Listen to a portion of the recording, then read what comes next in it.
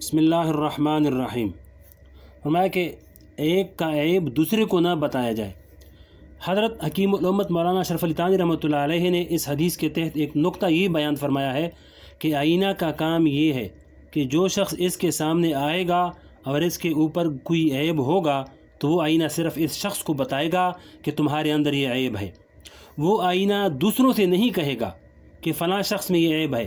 اور نہ اس عیب کا دوسروں کے سامنے تشہیر اور چرچا کرے گا۔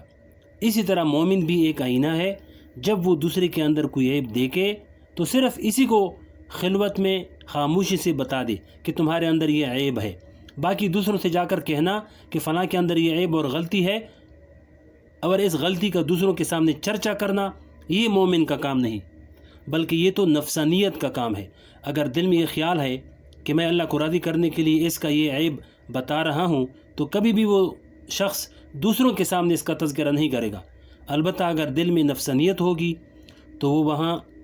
یہ خیال آئے گا کہ میں اس عیب کی وجہ سے اس کو ذلیل اور رسوا کروں، جبکہ مسلمانوں کو ذلیل اور رسوا کرنا حرام ہے۔ آج ہم اپنے معاشرے میں ذرا جائزہ لے کر دیکھیں تو ایسے لوگ بہت کم نظر آئیں گے جو دوسروں کی غلطی دیکھ کر اس کو خیرخواہی سے بتا دیں کہ تمہاری یہ بات مجھے پسند نہیں آئی یا یہ بات شریعت کے خلاف ہے، لیکن اس کی غلطی کا تذکرہ مجلسوں میں کرنے والے بے شمار نظر آئیں گے، جس کے نتیجے میں غیبت کے گناہ میں مبتلا ہو رہے ہیں، افتراء اور بہتان کے گناہ میں مبتلا ہو رہے ہیں، مبالغہ اور جھوٹ کا گناہ ہو رہا ہے، اور ایک مسلمان کو بدنام کرنے کا گناہ ہو رہا ہے۔ اس کے بجائے بہتر طریقہ یہ تھا کہ تنہائی میں اس کو سمجھا دیتے کہ تمہارے اندر یہ خرابی ہے، اس کو دور کر لو۔ لہذا جب کسی مسلمان بھائی کے اندر کوئی عیب دیکھو تو دوسروں سے مت کہو، بلکہ صرف اسی سے کہو۔ یہ سبق بھی اس حدیث سے نکل رہا ہے۔ اس حدیث سے ایک سبق یہ مل رہا ہے کہ آئینہ کا کام یہ ہے کہ جو شخص اس کے سامنے آ کر کھڑا ہوگا تو وہ آئینہ اس شخص کا عیب اور غلطی بتا دے گا کہ تمہارے اندر یہ عیب ہے۔ اگر دوسری مرتبہ وہ شخص آئینہ کے سامنے آئے گا تو دوسری مرتبہ بتا دے گا، جب تیسری مرتبہ سامنے آئے گا تو تیسری مرتبہ بتا دے گا، لیکن وہ آئینہ تمہارے پیچھے نہیں پڑے گا کہ اپنا یہ عیب ضرور دور کرو۔ اگر وہ شخص اپنا وہ عیب دور نہ کرے تو وہ آئینہ روٹ کر اور تھک ہار کر الگ ہو کر نہیں بیٹھ جائے گا کہ تم اپنا یہ عیب دور نہیں کر رہے ہو، اس لیے اب میں نہیں بتاؤں گا، بلکہ وہ شخص جتنی مرتبہ بھی اس آئینہ کے سامنے آئے گا وہ آئینہ ضرور بتائے گا کہ یہ عیب اب بھی موجود ہے۔ وہ بتانے سے باز نہیں آئے گا اور بددل بھی نہیں ہوگا، اور داروغہ بن کر یہ نہیں کہے گا کہ یہ شخص جب تک اپنا عیب دور نہیں کرے گا اس وقت تک اس سے تعلقات نہیں رکھوں گا۔ انبیاء علیہ السلام کا طرز عمل، یہی انبیاء علیہ السلام کا طریقہ ہے کہ وہ بددل ہو کر اور ہار کر نہیں بیٹھ جاتے، بلکہ جب بھی موقع ملتا ہے اپنی بات کہے جاتے ہیں، لیکن اپنے آپ کو داروغہ نہیں سمجھتے۔ قرآن کریم میں فرمایا لست علیہم بمسیطر، یعنی آپ کو داروغہ بنا کر نہیں بھیجا گیا ہے، بلکہ آپ کا کام صرف پہنچا دینا ہے۔ بس جو غلطی کرے اس کو بتا دو اور اس کو متنبہ کر دو۔ اب اس کا کام یہ ہے کہ وہ عمل کرے، اور اگر وہ عمل نہیں کرتا تو دوبارہ بتا دو، تیسری مرتبہ بتا دو، لیکن مایوس ہو کر اور ناراض ہو کر نہ بیٹھ جاؤ کہ یہ شخص مانتا ہی نہیں، اب اس کو کیا بتائیں۔ حضور پاک صلی اللہ علیہ وسلم چونکہ امت پر بہت زیادہ مہربان تھے، اس لیے جب کفار اور مشرکین آپ کی بات نہیں مانتے تھے تو آپ کو شدید صدمہ ہوتا تھا۔ اس پر قرآن کریم میں یہ آیت نازل فرمائی لعلک باخع نفسک الا یکونوا مؤمنین، کہ آپ اپنی جان کو ہلاکت میں ڈال دیں گے اس صدمہ کی وجہ سے کہ وہ ایمان کیوں نہیں لاتے۔ آپ کا یہ فریضہ نہیں ہے، آپ کا کام صرف بات کو پہنچا دینا ہے، ماننے یا نہ ماننے کی ذمہ داری آپ پر نہیں ہے۔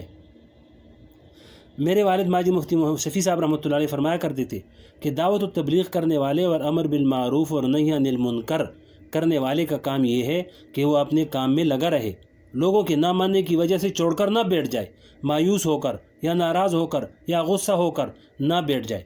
کہ میں نے تو بہت سمجھایا لیکن انہوں نے میری بات نہیں مانی، لہذا اب میں نہیں کہوں گا۔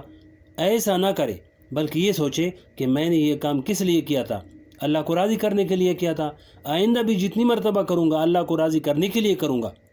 اور ہر مرتبہ مجھے کہنے کا اجر و ثواب مل رہا ہے۔ اس لیے میرا تو مقصد حاصل ہو رہا ہے۔ اب دوسرا مان رہا ہے یا نہیں مان رہا ہے، اس سے میرا براہ راست کوئی تعلق نہیں ہے۔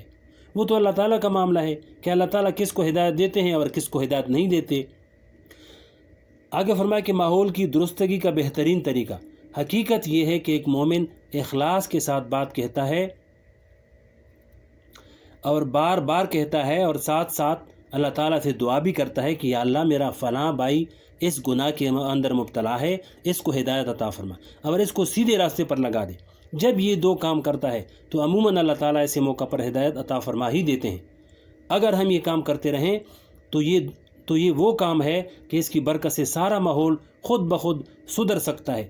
میرے والد ماجد رحمۃ اللہ علیہ فرمایا کرتے تھے کہ یہ خودکار یعنی آٹومیٹک نظام ہے کہ اگر ایک مومن دوسرے مومن کو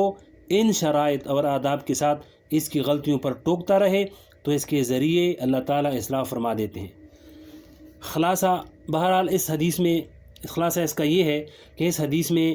یہ جو فرمایا کہ ایک مومن دوسرے مومن کا آئینہ ہے، اس سے یہ سبق ملا کہ مومن کا کام بار بار بتا دینا ہے اور نہ ماننے کی صورت میں صدمہ اور غم کرنا یا ہار مان کر بیٹھ جانا مومن کا کام نہیں۔ اور حقیقت یہ ہے کہ جب ایک مومن اخلاص کے ساتھ بات کہتا ہے اور بار بار کہتا ہے تو ایک نہ ایک دن اس کا کہنا رنگ لاتا ہے۔ لہذا تم آئینہ بن کر کام کرو، اور جب دوسرا شخص آئینہ بن کر کام کرے اور تمہیں تمہاری کوئی غلطی بتائے تو تم رنجیدہ اور ناراض مت ہونا۔ اللہ تعالی ہم سب کو ان باتوں پر عمل کرنے کی توفیق نصیب فرمائے۔